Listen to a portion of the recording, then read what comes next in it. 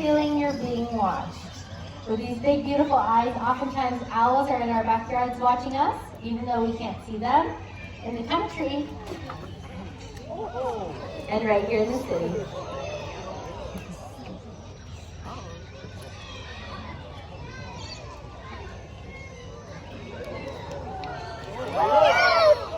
Nice job.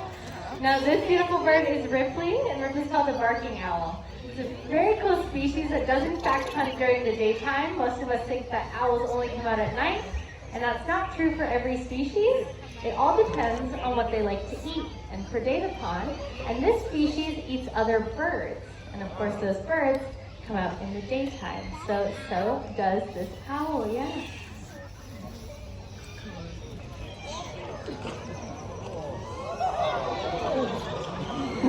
And it's with these powerful feet that he can even tackle prey much larger than himself.